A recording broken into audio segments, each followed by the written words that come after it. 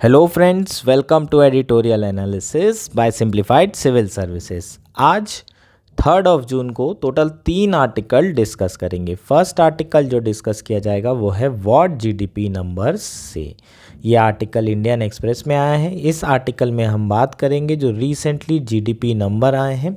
जो जीडीपी रहा है 2023-24 का 8.2, जो कि काफ़ी इम्प्रेसिव है। क्या ये जीडीपी सस्टेनेबल है और आने वाले 20 सालों में क्या ये नंबर सस्टेन कर पाएंगे, और नहीं तो उसके लिए हमें क्या करना होगा। नेक्स्ट आर्टिकल जो डिस्कस करेंगे वो है can domestic mutual fund invest in their overseas counter part. Recently जो सेबी है उन्होंने एक कंसल्टेशन पेपर फ्लोट किया है और उसमें जो नई फ्रेमवर्क है उसे प्रपोज़ किया है म्यूचुअल फंड से रिलेटेड। इस फ्रेमवर्क के बारे में बात करेंगे, म्यूचुअल फंड क्या होते हैं ये सब चर्चा करेंगे, प्रीलिम्स के लिए इंपॉर्टेंट है। और हमारा last article information based data based article है, जिसमें हम डेटा एनालाइज करेंगे। Fewer women are being hired for leadership position. ये आपके मेंस के पर्सपेक्टिव से भी इम्पॉर्टेंट है और प्रीलिम्स के पर्सपेक्टिव से भी इक्वली इम्पॉर्टेंट है। अगर आपको हमारा एनालिसिस पसंद आ रहा है तो प्लीज़ लाइक करिए, कमेंट करिए, शेयर करिए एंड सब्सक्राइब करिए। अगर आपको इसकी पीडीएफ चाहिए तो आप हमारा टेलीग्राम चैनल ज्वाइन कर सकते हैं। आप सिंप्लीफाइड सिविल सर्विस सर्च करिए और डायरेक्टली उसे ज्वाइन कर सकते हैं। आइए शुरू करते हैं हमारा एनालिसिस। हमारा फर्स्ट आर्टिकल है व्हाट जीडीपी नंबर्स से। यह आर्टिकल इंडियन एक्सप्रेस में आया है। GS3 इकॉनमी मेंस के पर्सपेक्टिव से काफ़ी इंपॉर्टेंट ये आर्टिकल है। प्रीलिम्स के पर्सपेक्टिव से भी इम्पॉर्टेंट है। डेटा बेस्ड आर्टिकल है। डेटा आप मेंस में भी यूज़ कर सकते हैं और प्रीलिम्स में भी आपको क्वेश्चन पूछा जा सकता है। इसके अलावा कुछ कंसेप्ट्स के बारे में बात करेंगे, GVA, GDP, ये सारी चीज़ें भी आपको पूछी जा सकती है। प्रीलिम्स के पर्सपेक्टिव से सारी चीज़ें इंपॉर्टेंट हैं, तो मेंस और प्री दोनों एस्पेक्ट कवर करेंगे। जो आर्टिकल है वो किसके ऊपर आया है? जो रीसेंट जीडीपी नंबर्स आए हैं, जो जीडीपी एस्टिमेट आया है उसके ऊपर आर्टिकल है।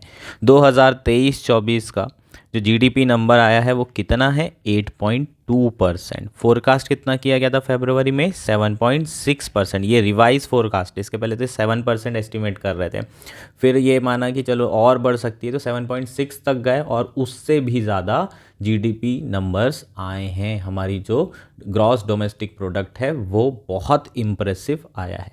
पर सवाल यहाँ पर क्या उठा है कि ये जो जीडीपी नंबर है इम्प्रेसिव तो हैं, पर ये सस्टेनेबल हैं? क्या ये सस्टेन कर पाएंगे? लगातार इंडिया की जीडीपी 8.5%, 9% के अराउंड रह सकती है या फिर ये डबल डिजिट पहुँच सकती है? तो उसके लिए हमें क्या करने की ज़रूरत है उसके बारे में इस आर्टिकल में बात की गई है। पहले हम जीडीपी जो नंबर्स हैं उसको डिटेल में देखेंगे, सेक्टोरल डिवाइड करके देखेंगे, सेक्टर वाइज अलग अलग कितनी जीडीपी हर सेक्टर में रही है, किसका कितना कंट्रीब्यूशन रहा है, और उसके बाद जो है डिमांड साइड से भी इसको हम एनालाइज करेंगे और उसके बाद फिर क्या किया जा सकता है कि जिसके थ्रू ये जीडीपी को हम सस्टेन कर सकें in the next 20 to 25 years. तो ये बेसिकली पूरा आपका आर्टिकल रहने वाला है। शुरू करते हैं आर्टिकल। जो एक्सपेक्टेशन थी वो 7% के अराउंड थी, लेकिन वो बढ़ करके जो नंबर आए हैं वो 8.2% आए हैं 2023-24 में। ये नंबर जो है 2022-23 में कितने थे? 7% के अराउंड थे। अगर हम देखें जो फोर्थ क्वार्टर की जीडीपी है वो भी बहुत इम्प्रेसिव है। 7.8% के अराउंड फोर्थ क्वार्टर की जीडीपी रही है। लेकिन यहाँ पर जो GVA है, ग्रॉस वैल्यू एडेड, और जीडीपी, इन दोनों में 1% का डाइवर्जेंस देखने को मिला है। 2022-23 में इन दोनों के बीच में जो डाइवर्जेंस था वो केवल 0.3% का था, लेकिन यहाँ पर हमें 1% का डाइवर्जेंस देखने को मिला है। हम जानते हैं जीडीपी क्या होती है? GVA plus net taxes. Net taxes में क्या होगा? जितना भी ओवरऑल टैक्स आ रहे हैं माइनस जितनी भी सब्सिडी दी जा रही है, अगर आप इसको GVA से ऐड करेंगे तो आपको जीडीपी मिल जाएगी। अगर इतना ज़्यादा डाइवर्जेंस हो रहा है, इसका मतलब इस बार जो जीडीपी नंबर आए हैं उसमें टैक्स कंट्रीब्यूशन बहुत ज़्यादा रहा होगा। इसका मतलब क्या है कि टैक्स का जो रेवेन्यू है वो काफ़ी बड़ा होगा और सब्सिडीज़ कम हुई होगी। ओवरऑल जो नेट टैक्सेस वाला कंपोनेंट है वो ओवरऑल हाई रहा है, इसलिए जीडीपी के नंबर्स हाई रहे हैं। तो पहला ये कंक्लूजन निकाला जा सकता है। चीज़ें क्लियर हैं। अब हम जीडीपी को सेक्टोरल ब्रेकअप करते हैं। जीडीपी कितनी है? 8.2%, 23, 24 की। याद रखिएगा, ये डेटा आपको पूछा जा सकता है छोटे मोटे एग्जाम्स में। अब एग्रीकल्चर सेक्टर की बात करते हैं। एग्रीकल्चर सेक्टर में जीडीपी बहुत कम रही है, 0.3-0.4% के अराउंड एग्रीकल्चर में ग्रोथ हुई है। और हम जानते हैं ये क्यों हुआ है, क्योंकि जो इस बार मॉनसून था वो सही नहीं आया, रेनफॉल डेफिसिट रेनफॉल रही। उसका रीज़न क्या था? एल नीनो का आना, क्लाइमेट चेंज का आना। ये सारी चीज़ों को अगर हम क्लब कर दें तो एग्रीकल्चर का इस बार परफॉर्मेंस बहुत ख़राब था, और इसलिए जो है एग्रीकल्चर में इतनी ग्रोथ नहीं हुई है। नेक्स्ट क्या है आपका? Manufacturing sector. मैन्युफैक्चरिंग सेक्टर में 9.9% के अराउंड ग्रोथ रही है। इसकी जो कंट्रीब्यूशन रहा है, ये हाईएस्ट कंट्रीब्यूशन रहा है। मेन रीज़न मैन्युफैक्चरिंग में ग्रोथ होने का क्या है? जो इनपुट प्राइसेस थे वो काफ़ी लो थे, और सरकार भी जो है बहुत ज़्यादा प्रयास कर रही है, जैसे कि पीएलआई स्कीम्स लेकर आई हैं। तो मैन्युफैक्चरिंग पे सरकार की जो पॉलिसी है, फोकस है, वो बहुत ज़्यादा है। इसके कारण भी मैन्युफैक्चरिंग सेक्टर अच्छा कर रहा है। नेक्स्ट आपका क्या है? Service sector. सर्विस सेक्टर की ग्रोथ भी काफ़ी हेल्दी है, 7.6% के अराउंड है। अगर हम कंस्ट्रक्शन सेक्टर की बात करें तो कंस्ट्रक्शन में भी हमें 9.9% की ग्रोथ देखने को मिली है। इसका मतलब जो रियल इस्टेट है वो भी रिवाइव हो चुका है काफ़ी हद तक के, जो कि 2022-23 में हमें देखने को नहीं मिला था। तो ये हमारा क्या हो जाएगा? जो प्रोडक्शन साइड है उसको हमने जीडीपी का देख लिया है ना। यहाँ पर से जीवीए भी हम इसे कह सकते हैं। नेक्स्ट है डिमांड साइड की बात करते हैं, एक्सपेंडिचर साइड की बात करते हैं। एक्सपेंडिचर साइड से जीडीपी किस तरीके से रही है? तो डिमांड साइड्स में सबसे पहला कंपोनेंट है प्राइवेट कंजम्पशन। इंडिया की जीडीपी कंजम्पशन बेस्ड जीडीपी है। अगर इस तरह का स्टेटमेंट आपको आ जाता है, GDP in India is based on consumption, तो ये स्टेटमेंट करेक्ट होगा। लेकिन इस बार जो हमारी जीडीपी आई है उसमें कंजम्पशन का बहुत बड़ा कंट्रीब्यूशन नहीं रहा है। प्राइवेट कंजम्पशन इस बार जो है 3.8% से ग्रो किया है 2023-24 में। ये स्लोएस्ट कंजम्पशन ग्रोथ रेट है इन लास्ट 2 डिकेड्स। अगर हम कोविड ईयर्स को छोड़ दें तो उस हिसाब से पिछले 2 दशकों में, पिछले 2 डिकेड्स में ये सबसे कम ग्रोथ रेट है कंजम्पशन का। चीज़ें क्लियर है? तो ओवरऑल जो हमारा प्राइवेट कंजम्पशन है वो बहुत कम रहा है। इसका रीज़न क्या है? मेन जो पॉपुलेशन आपकी कहाँ पर है आज भी? 65 to 70% रूरल एरिया में। और रूरल एरिया की जो डिमांड है वो बढ़ नहीं पा रही है। क्यों नहीं बढ़ पा रही है? क्योंकि जो रूरल एरिया में लोग रह रहे हैं वो किस पे निर्भर करते हैं? एग्रीकल्चर पर निर्भर करते हैं, सेल्फ एम्प्लॉयमेंट पर निर्भर करते हैं।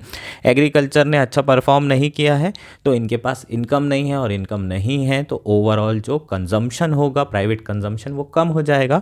तो रूरल डिमांड पुअर होने के कारण जो प्राइवेट कंजम्पशन है वो कम है। इसके अलावा और क्या रीज़न है? हाई इन्फ्लेशन भी एक बहुत बड़ा रीज़न है, और मार्केट में अनसर्टेनिटी भी एक रीज़न है, जिसके कारण लोग जो है अपना कंजम्पशन फ्यूचर के लिए पोस्टपोन कर देते हैं। अगर आप अर्बन एरिया की बात करें तो इस तरीके के फैक्टर्स बड़े इंपॉर्टेंट हैं। अगर कार की कीमतें अभी बढ़ रही है या इंटरेस्ट रेट हाई हैं तो लोग क्या सोचते हैं कि थोड़ा कम होने दो, फ्यूचर में खरीद लेंगे और कंजम्पशन पोस्टपोन हो जाएंगे। तो ओवरऑल प्राइवेट कंजम्पशन हमारा क्या है? पुअर है। नेक्स्ट है इन्वेस्टमेंट और कैपिटल एक्सपेंडिचर की बात करें तो इस बार इम्प्रेसिव कैपिटल एक्सपेंडिचर रहा है, 28% की ग्रोथ रही है।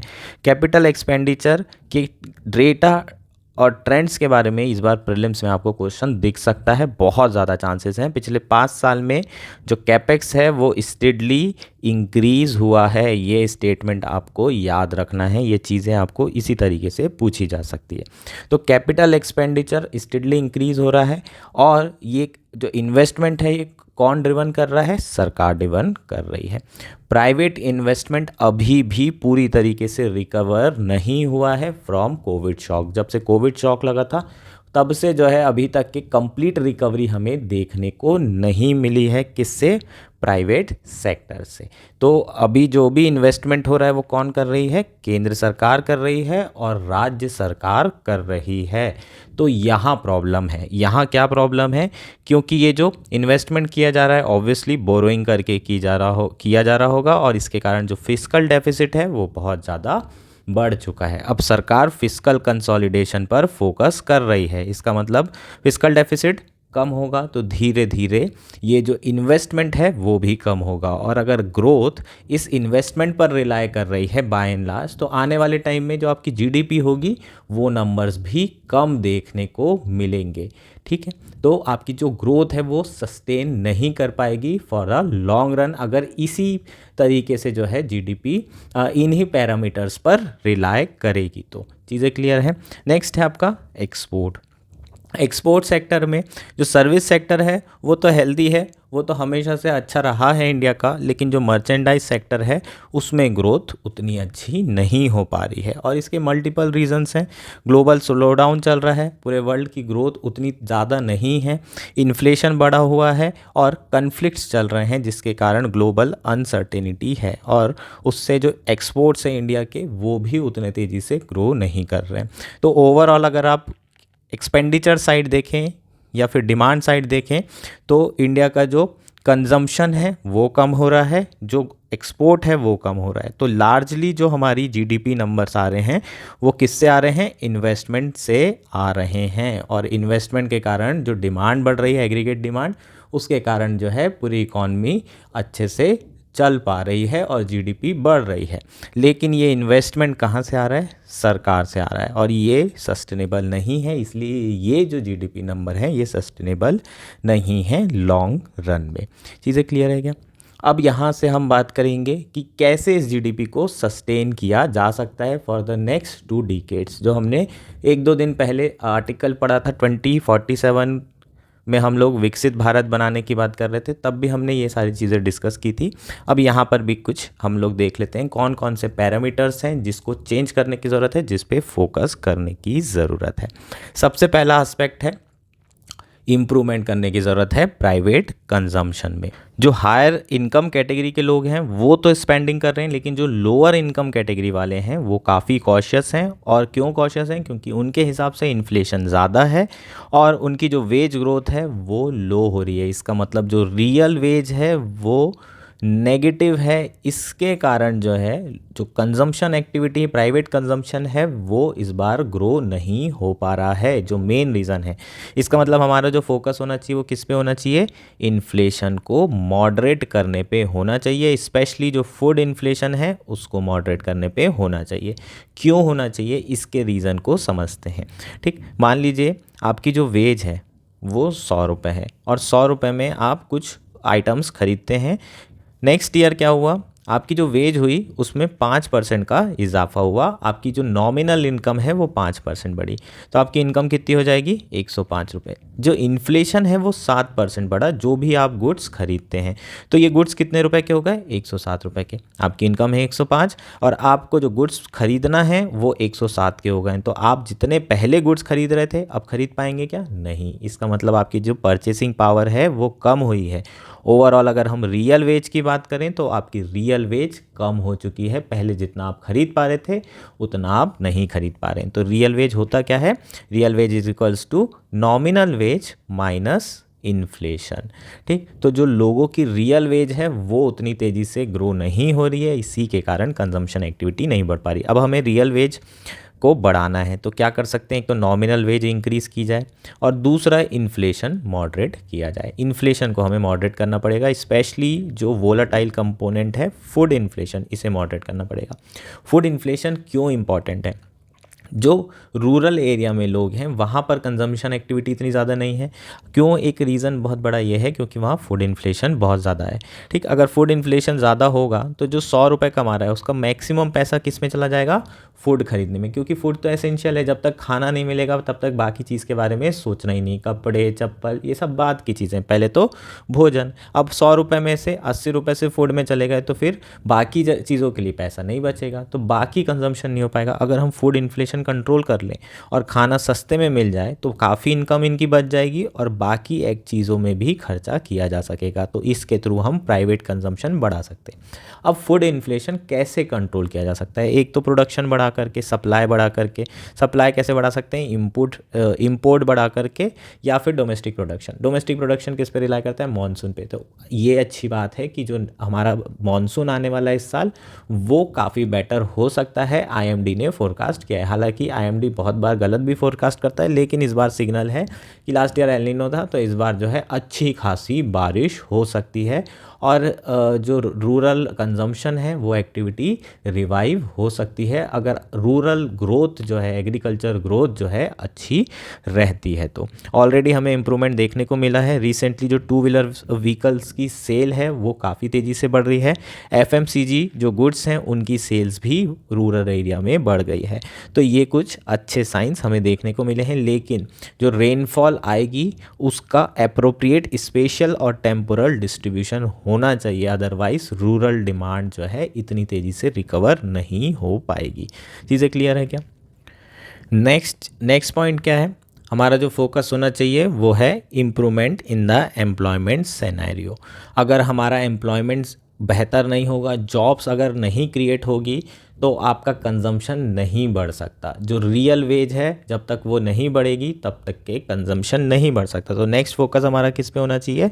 जॉब क्रिएशन पे और बेहतर जॉब क्रिएट करने पे। ऐसा नहीं कि छोटी मोटी जॉब, इनफॉर्मल जॉब आप क्रिएट कर रहे हैं, थोड़ी अच्छी जॉब क्रिएट करने पर हमारा फोकस होना चाहिए।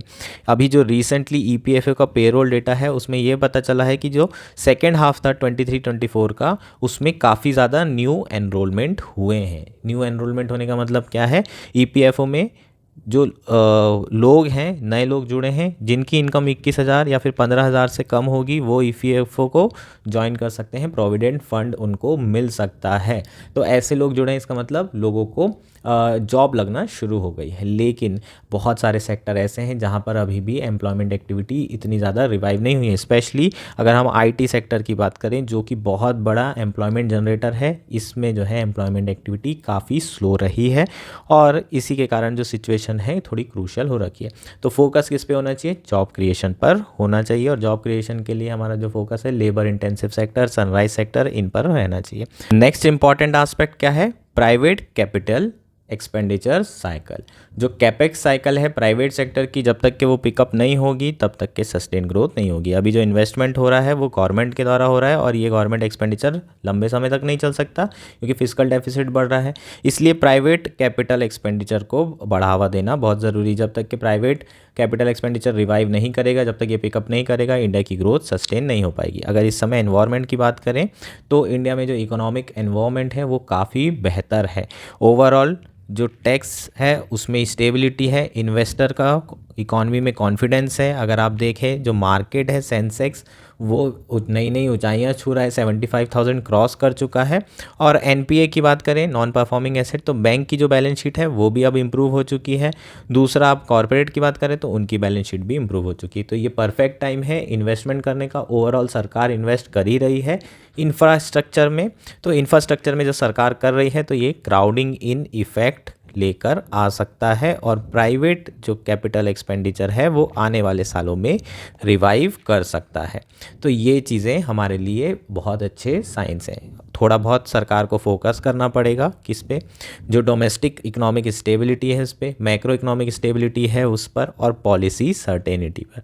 ठीक, ये सारे फैक्टर्स अगर रहेंगे तो फिर आने वाले समय में जो प्राइवेट सेक्टर है वो क्या करेगा? आपका इन्वेस्ट करना शुरू कर देगा। तो ये अगर सारी चीज़ें होती है तो हमारी जो ओवरऑल ग्रोथ रहेगी वो सस्टेनेबल रहेगी। ठीक, तो जो नई सरकार आने वाली है उसके लिए सबसे बड़ा चैलेंज क्या है? कंजम्पशन को रिवाइव करना, जॉब्स पर फोकस करना और प्राइवेट लेड कैपिटल एक्सपेंडिचर को रिवाइव करना। ये तीन अगर चीज़ें होती है तो हमारी जो ग्रोथ होगी वो लॉन्ग टर्म में सस्टेन कर पाएगी। चीज़ें क्लियर है? ये बेसिकली आपका पूरा आर्टिकल था। हमारा नेक्स्ट आर्टिकल है, can domestic mutual fund invest in their overseas counter part. यह आर्टिकल द हिंदू में आया है, GS3 इकॉनमी के पर्सपेक्टिव से इम्पॉर्टेंट है, प्रीलिम्स के पर्सपेक्टिव से बहुत इम्पॉर्टेंट है। म्यूचुअल फंड से रिलेटेड जो न्यू फ्रेमवर्क लाया है सेबी, उसके बारे में चर्चा करेंगे। लगातार म्यूचुअल फंड से रिलेटेड क्वेश्चन आपको यूपीएससी प्रीलिम्स में देखने को मिल रहे हैं। सबसे पहले म्यूचुअल फंड क्या है एज अ कंसेप्ट समझ लेते हैं, और उसके बाद जो गाइडलाइंस आई हैं, जो कंसल्टेशन पेपर आया है, उसके बारे में डिस्कस कर लेंगे। तो म्यूचुअल फंड है क्या, इस पे बात करते हैं। Mutual fund collects money from investor and invest the money on their behalf in debt and equity. क्या होता है म्यूचुअल फंड के अंदर? एक म्यूचुअल फंड मैनेजर होगा, वो लोगों को बोलेगा कि आप जो है मुझे पैसा दीजिए, एक सबसे 100 500 1000 इस तरीके से रुपए लेगा, जो जितना जो है चाहे इन्वेस्ट कर सकता है। इस मनी को पुल करेगा, एक बड़ा अमाउंट बनेगा और फिर इसे अलग अलग जगह पर इन्वेस्ट करेगा। जहाँ पर भी वो इन्वेस्ट करेगा, अगर उसके इन्वेस्टमेंट की वैल्यू बढ़ रही है तो इन लोगों को उसके प्रपोर्शन में, जितना इन्होंने इन्वेस्ट किया है उसके प्रपोर्शन में इन्हें रिटर्न दिए जाएंगे। ये बेसिकली क्या होता है, म्यूचुअल फंड होता है। ठीक, तो इसमें बहुत सारे लोग जिनके पास कम भी पैसा है वो भी इन्वेस्ट कर सकते हैं। जो मैनेजर होगा वो सारा पैसा जो है अपने नॉलेज के हिसाब से इन्वेस्ट करता है। आपको सिर्फ इतना करना है कि एक पर्टिकुलर म्यूचुअल फंड में इन्वेस्ट करना है, और उसके बाद आप ज़्यादा कुछ कर नहीं सकते। हाँ, इसके लिए जो सेबी है उन्होंने कई सारी गाइडलाइंस बनाई हैं जिसके थ्रू ट्रांसपेरेंसी इंश्योर की जा सकती है कि आपके जो मैनेजर हैं उसने उसका जो पोर्टफोलियो है वो किस तरीके का है। कुछ महीनों में वो ये सारी चीज़ें डिटेल्स लोगों को दे सकता है। अब जो पैसा जो है आप सबसे ले रहा है म्यूचुअल फंड, वो क्या करेगा, वो इन पैसे को इन्वेस्ट करेगा और इसके एवज में मैनेज करने के लिए इस मनी को वो कुछ फ़ी चार्ज करेगा, या फिर आप इसे ब्रोकरेज भी बोल सकते हैं। तो बेसिकली वो आपसे कुछ फ़ी लेगा, आपका जो भी प्रॉफिट बनेगा उससे वो फ़ी काट करके आपको पैसा रिटर्न देगा। इस तरीके से म्यूचुअल फंड वर्क करते हैं, और इंडिया में जो म्यूचुअल फंड है वो बहुत तेज़ी से ग्रो हो रहे हैं। इसे कौन रेगुलेट करता है? सेबी रेगुलेट करता है। एग्जाम्पल की बात करें जिनके ऊपर लगातार यूपीएससी क्वेश्चन पूछ रहा है, infrastructure investment trust, real estate investment trust, ये दोनों ही काय के एग्जाम्पल हैं, म्यूचुअल फंड के एग्जाम्पल हैं। दोनों में ही जो इन्वेस्टमेंट है एक इंफ्रास्ट्रक्चर के ऊपर हो रहा है, इंफ्रास्ट्रक्चर सेक्टर के ऊपर ही ये म्यूचुअल फंड बनाए गए हैं, और एक रियल एस्टेट के ऊपर इन्वेस्ट करने के लिए म्यूचुअल फंड बनाया गया है। चीज़ें क्लियर है क्या? अब आर्टिकल की बात कर लेते हैं। रिसेंटली सेबी ने एक कंसल्टेशन पेपर फ्लोट किया है जिसमें उसने एक फ्रेमवर्क प्रपोज किया है, a framework for facilitating investment by domestic mutual fund in their overseas counterpart और unit trust that invest a certain portion of their asset in Indian security, और उसके ऊपर कमेंट मांगे गए हैं जून 7 तक। तो ये जो फ्रेमवर्क है ये क्या है, इसको समझते हैं। म्यूचुअल फंड के बारे में मैं आपको बता चुका हूँ। सेबी ऑलरेडी जो है म्यूचुअल फंड को ओवरसीज सिक्योरिटी में इन्वेस्ट करने के लिए अप्रूव कर चुका है थ्रू एडीआर और जीडीआर। इसका मतलब जो इंडियन म्यूचुअल फंड्स होंगे वो इंडिया में जो सिक्योरिटीज़ हैं, जो डेट मार्केट है, जो आपका इक्विटी मार्केट है, उनमें इन्वेस्ट कर सकता है, और बाहर की कंपनी में भी इन्वेस्ट कर सकता है थ्रू अमेरिकन डिपॉजिटरी रिसीट्स और ग्लोबल डिपॉजिटरी रिसीट्स। लेकिन अभी तक के जो बाहर के ओवरसीज़ म्यूचुअल फंड हैं जो कि इंडिया की सिक्योरिटी में इन्वेस्ट किए हुए हैं, इनके ऊपर इन म्यूचुअल फंड को जो इंडिया के म्यूचुअल फंड्स हैं वो नहीं खरीद सकते थे। ठीक, तो यहाँ क्या कह रहा है कि इंडिया के जो म्यूचुअल फंड हैं अब वो ओवरसीज़ म्यूचुअल फंड खरीद सकते हैं, वो वाले ओवरसीज़ म्यूचुअल फंड जिसने अपना 15 से 20% तक के जो पैसा है वो इंडियन सिक्योरिटी मार्केट में इन्वेस्ट किया हुआ है। तो ये चीज़ को पहली बार अलाउ किया जा रहा है इस फ्रेमवर्क के अंदर। एक बार फिर से समझ लेते हैं अगर थोड़ा कन्फ्यूजन हो रहा हो। इंडिया के म्यूचुअल फंड्स हैं, overseas mutual fund. Overseas mutual fund में 100 रुपये हैं, उसमें से 20 रुपये इंडिया की सिक्योरिटी में इन्वेस्ट किया हुआ है इन्होंने, क्योंकि इनको पता है कि इंडिया की जो मार्केट है वो बहुत तेज़ी से ग्रो हो रहा है, तो ये भी अपना प्रॉफिट बनाना चाहेंगे जो ओवरसीज़ म्यूचुअल फंड है, तो इन्होंने इंडिया की सिक्योरिटी में इन्वेस्ट किया है। ऐसे म्यूचुअल फंड जिन्होंने इंडिया की सिक्योरिटी में इन्वेस्ट किया है, इस म्यूचुअल फंड में इंडिया के जो म्यूचुअल फंड हैं वो इन्वेस्ट नहीं कर सकते। हम क्या कर रहे हैं यहाँ पर, हमारा जो पैसा है वो किसको दे रहे हैं, ओवरसीज़ म्यूचुअल फंड को दे रहे हैं कि तुम हमारा जो पैसा है उसको तुम जो है मैनेज करो। तो यहाँ पर इंडिया के mutual fund overseas mutual fund को इन्वेस्ट नहीं कर सकते थे अभी तक के। सेबी क्या कह रहा है कि अब आप जो ओवरसीज़ म्यूचुअल फंड है उसमें इन्वेस्ट कर सकते हैं, वो वाले ओवरसीज़ म्यूचुअल फंड जो कि इंडिया की सिक्योरिटी में इन्वेस्ट किए हुए हैं। तो उसके लिए ये फ्रेमवर्क लाया गया है। हालांकि उसमें कुछ सेफगार्ड प्रोवाइड किए गए हैं, जैसे कि अपर लिमिट दी हुई है। अपर लिमिट कितनी है ओवरसीज़ इंस्ट्रूमेंट्स के लिए जो कि इंडिया में इन्वेस्ट कर रहे हैं, 20% ऑफ देयर नेट एसेट्स। इसका मतलब क्या है, जो ओवरसीज़ म्यूचुअल फंड है वो इंडिया की जो सिक्योरिटीज़ हैं उसमें मैक्सिमम 20% क्या करेंगे, इन्वेस्ट करेंगे। उनके पास जितने भी एसेट हैं उसमें 20% जो एसेट होंगे वो इंडिया के होना चाहिए, इससे अधिक नहीं होना चाहिए। अगर इससे अधिक एसेट होंगे तो जो इंडिया के म्यूचुअल फंड हैं वो इन ओवरसीज़ म्यूचुअल फंड इंस्ट्रूमेंट में इन्वेस्ट नहीं कर पाएंगे। चीज़ें क्लियर है। तो जो ओवरसीज़ म्यूचुअल फंड है वो मैक्सिमम 20% तक के इंडिया की सिक्योरिटी रख सकते हैं अपने टोटल एसेट में, तभी जो है इंडिया के म्यूचुअल फंड इन ओवरसीज़ म्यूचुअल फंड में इन्वेस्ट कर पाएंगे। चीज़ें क्लियर है क्या। सेबी ने एक्सप्लेन किया है कि ये कैप इसलिए लगाई गई है, it would help strike a balance between facilitating investment in overseas fund with exposure to India and preventive excessive exposure. Excessive exposure ना हो, अल्टीमेटली ऐसा ना हो कि हम ओवरसीज़ म्यूचुअल फंड खरीद रहे हैं और ये सारा का सारा इंडिया इंस्ट्रूमेंट खरीद के रखा है, तो इससे अच्छा है जो हमारा म्यूचुअल फंड है जो इंडिया इंस्ट्रूमेंट से भरा हुआ है, हम इसको काहे पैसा दें, है ना, इसमें काहे इन्वेस्ट करें, अपन खुद ही इन्वेस्ट कर लेंगे। हम ओवरसीज़ म्यूचुअल फंड ही इसलिए इन्वेस्ट कर रहे हैं ताकि हम अपना डाइवर्सिफाई करना चाहें, पोर्टफोलियो को ओवरसीज़ सिक्योरिटी भी खरीदना चाहें, लेकिन हम जो है अगर ऐसे ओवरसीज़ म्यूचुअल फंड यूज़ करें जिसमें मैक्सिमम इंडियन सिक्योरिटी हो तो कोई फ़ायदा ही नहीं होगा, एक्सेसिव एक्सपोजर होगा। चीज़ें क्लियर है क्या। इसके अलावा और क्या कह रहा है कि Indian mutual fund must also ensure that all investor of overseas instrument are receiving gain proportionate to their contribution and in no order of preference. जितने भी इंडियन म्यूचुअल फंड हैं उन्हें इंश्योर करना पड़ेगा कि जितने भी इन्वेस्टर हैं ओवरसीज़ इंस्ट्रूमेंट के, वो जो गेन रिसीव करेंगे वो उनके कंट्रीब्यूशन के प्रपोर्शन में होना चाहिए और कोई ऑर्डर ऑफ प्रेफरेंस नहीं होना चाहिए। जो मैनेजर होगा वो जो कि इंडियन म्यूचुअल फंड का मैनेजर होगा वो ऑटोनॉमसली इन्वेस्ट करेगा without the influence of investor. जो इन्वेस्टर आपको पैसा दे रहा है उसके इन्फ्लुएंस में आकर इन्वेस्टमेंट नहीं करेंगे मैनेजर जो है अपने हिसाब से जहां उनको सही लग रहा है वो ओवरसीज़ म्यूचुअल फंड खरीद सकते हैं। SEBI is also seeking public disclosure of the portfolio such overseas mutual fund periodically for the sake of transparency.